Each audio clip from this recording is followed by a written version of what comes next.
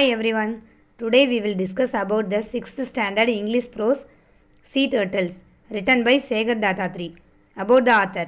Segar Dattatri writes popular articles on wildlife conservation and filmmaking.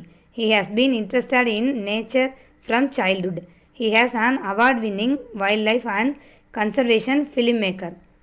இவர் யாருன்னு பார்த்தீங்கன்னா காடுகளில் வாழும் வாழ்க்கையை பற்றி ஃபேமஸ் கட்டுரைகளும் இயற்கை சூழலை பாதுகாப்பதை பற்றியும் இவரோட நாவலில் இருக்கும். வாங்க பார்க்கலாம். Let me discuss section 1 of the sea turtles. Most of us have seen a tortoise in a zoo or a reptile park.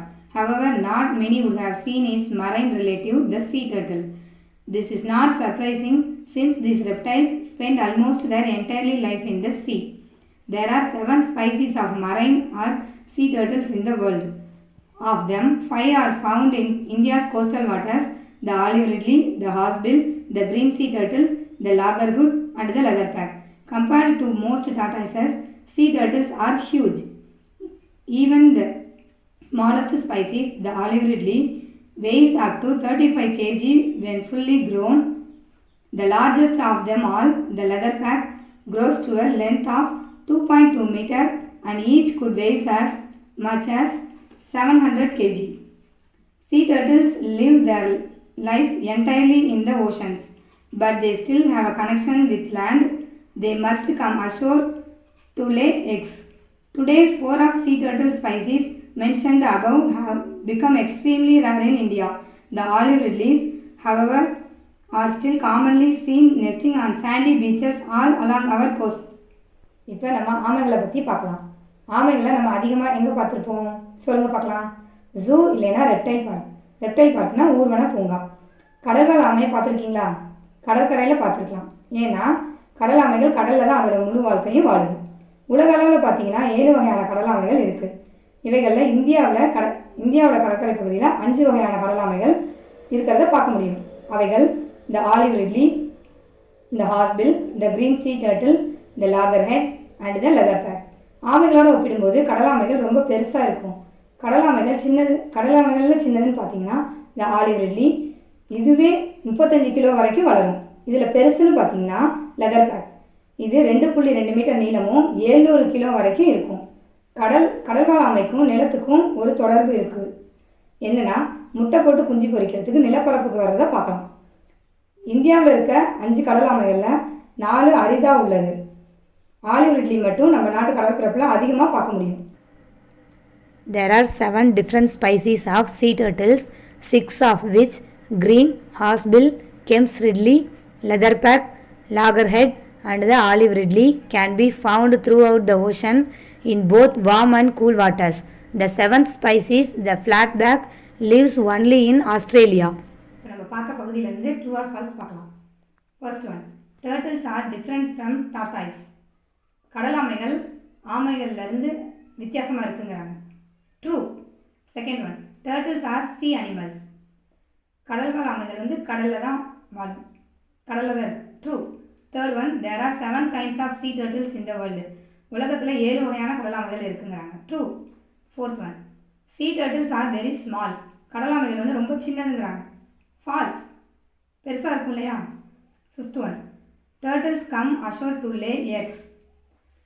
முட்டை போடுறதுக்கு நிலப்பரப்புக்கு வரும். True. Sixth one, sea turtles come to rest on land. கடல் ஆமைகள் rest எடுக்கிறதுக்கு நிலப்பரப்புக்கு வருங்கிறாங்க. Falls. முட்டை போடுறதுக்கு மட்டும்தான் வரும். Seventh one, olive ridleys are the only sea turtles seen on Indian shores. Olive ridley மட்டும்தான் இப்போ இந்தியன் நிலப்பரப்பில் பார்க்க முடியும். ட்ரூ. இப்போ செக்ஷன் 2 பார்க்கலாம் வாங்க. Between the month of January and March, female olive ridleys come ashore at night to lay their eggs. There is quite a problem for them, as a turtle's front flippers enable it to swim gracefully and effortlessly, but are not very useful for moving on land. The turtle has to haul itself laboriously onto the beach. Then it chooses a spot well away from the high tide line. Here it scoops out a nest cavity 45 cm deep, into which it lays about 100 eggs. Each egg is in the space and size of a table tennis ball. Once all the eggs are laid, the turtle fills in the cavity. Then it camouflages the nest by tossing sand on it using its flippers. That done, it turns to the sea. The eggs are left to incubate under the warmth of the sun. இப்போ பார்த்தீங்கன்னா பெண் கடலாமை January to March மாதத்தில் முட்டை போட கடற்கரைக்கு வருகிறது. அதோட பின்னங்காலை use பண்ணி 45 சென்டிமீட்டர் குழி பறித்து அதில் 100 முட்டைக்கு மேலே இடும். முட்டையோட அளவு எப்படி இருக்குன்னு தெரியுமா? ஒரு டேபிள் டென்னிஸ் பால் அளவு இருக்கும். முட்டை போட்ட குழியை மண்ணை போட்டு மூடி வச்சுட்டு கடலுக்கு போயிடும். சூரிய வெப்பத்தால் முட்டை தானாகவே பொரித்து குட்டியாமல் வெளிவிடும்.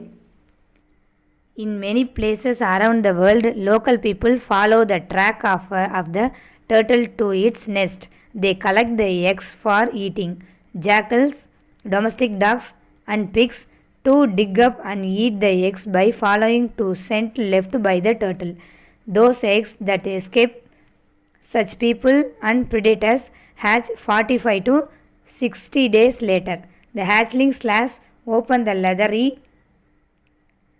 egg with the help of a tiny egg tooth. This is like a razor blade at the tip of a hatchling snout. When most of the eggs have hatched, the hatchling push themselves upwards through the sand and emerge on the surface of the beach. From here, they make a hurried dash to the sea.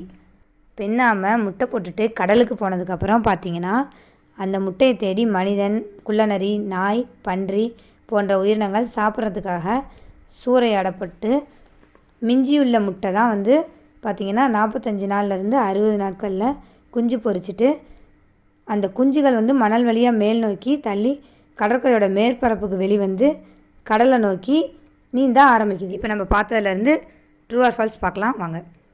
First one, female olive ridley come ashore at the night to lay eggs. நைட்டில் தான் வந்து முட்டை போட வரும்னு சொல்கிறாங்க.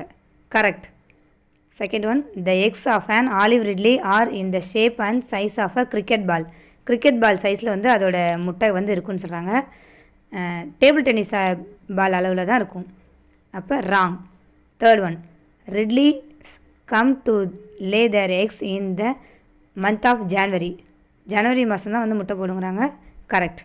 Fourth one, the turtles use their flippers and make a hollow for their nest. அதோட அந்த பின்னக்கால்களை வச்சு தான் வந்து குழி தோண்டும் அப்படிங்கிறாங்க. Correct. Fifth one, the hatchling use a tiny egg tooth to come out of the eggs. அதோட அந்த பல்லு முனையில் தான் வந்து முட்டை வந்து பொரிக்கும் அப்படின்னு சொல்கிறாங்க. Correct. Let's go section 3. Many of these tiny hatchling which weighs less than 20 grams each will not even reach the sea. They will fall prey to crab or birds even before they reach the water. Most of those that do make it into the water will also be eaten by many predators in the sea within the first few days of their lives. In fact, scientists estimate that only 1 in every 1,000 hatchlings becomes an adult. It is perhaps to ensure that enough hatchlings survive to keep the species going that sea turtles lay so many eggs. After many years of swimming in the open ocean, the female hatchling that have become adults return to the same beach where they were born. They come there to lay their own eggs. How they manage to find the place after so many years in the sea is one of the many mysteries of these fascinating reptiles. பொரிச்ச குட்டி ஆமையோட எடை பார்த்தீங்கன்னா 20 கிராமுக்கும் குறைவாக தான் இருக்கும். இதனால் அது வேகமாக கடலுக்கு போக முடியறதில்ல. போகிற வழியில் நண்டு பறவைகளுக்கெல்லாம் உணவாகுது. ஆய்வாளர் புள்ளியல்படி பார்த்தா 1000க்கும் ஒரு முட்டை தான் முழு வளர்ச்சி அடையுது. இதனால தான் ஆமைகள் 100கணக்கான முட்டைகளை இடுது. தப்பிச்சு வளர்கிற ஆமைகளில் ஒரு பெண் ஆமை அதோட அம்மா மாதிரியே அதே கடற்கரையில் பல வருஷத்துக்கு அப்புறம் வந்து முட்டையிட்டு குஞ்சு பொரிக்குது. Sea turtles are among the many wonderful creatures we share this planet with. They have survived natural dangers for millions of years, but sadly, human activities during the last few decades have put them in grave danger. There are many factors that threaten their survival. People hunt them for their meat or collect their eggs. Sometimes they are accidentally trapped in the nest of motorboats. Problems like pollution, dumping of plastics into the oceans, and construction activities on nesting beaches also hurt their survival.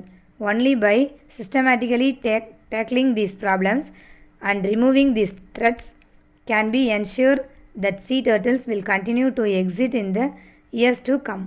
பல ஆண்டு காலமாக கடலாமைகள் இயற்கையோட போராடி தான் வாழ்ந்துக்கிட்டு இருக்கு. இதுலேயும் பார்த்தீங்கன்னா மனிதர்களால் வேட்டையாடப்படுறது, மீன் வலையில் மாட்டியும் போட்டோட இன்ஜின் ஃபேன்லையும் தேவையில்லாத பிளாஸ்டிக் கழிவுகளாலையும் வாழ்வாதாரத்தை ஆமைகள் இழக்குது. இதை நாம் எப்படி காப்பாற்றணும்னு பார்த்தீங்கன்னா இதற்கான தனி கூட்டமைப்பு மூலமாகவும் மக்களுக்கு விழிப்புணர்வு ஏற்படுத்துறதுனாலையும் பாதுகாக்கலாம். இந்த பாடத்திலிருந்து சின்ன கதை சுருக்கம் பார்க்கலாம் வாங்க. கடலாமை பார்த்திங்கன்னா அதோட முழு வாழ்க்கையும் கடலில் தான் வாழுது. உலகளவில் மொத்தம் 7 விதமான கடலாமைகள் இருக்குது. அது இந்தியாவில் 5 தான் உள்ளது. மனிதர்களாலும் விலங்குகளாலும் கடலாமைக்கும் முட்டைக்கும் ஆபத்து இருக்குது. ஆமை முட்டை 45லேருந்து 60 நாளுக்குள்ளே சூரிய வெப்ப ஆற்றலால் குஞ்சு பொரிக்குது. இதில் ஆய்வாளர்கள் கணக்குப்படி பார்த்திங்கன்னா 1000 ஆமை குஞ்சுக்கு ஒரு ஆமை குஞ்சு தான் முழு வளர்ச்சி அடையுது. Thank you so much watching our videos. We will be discuss in next video Sea Turtles book back question and answer. Please subscribe our channel, like and share.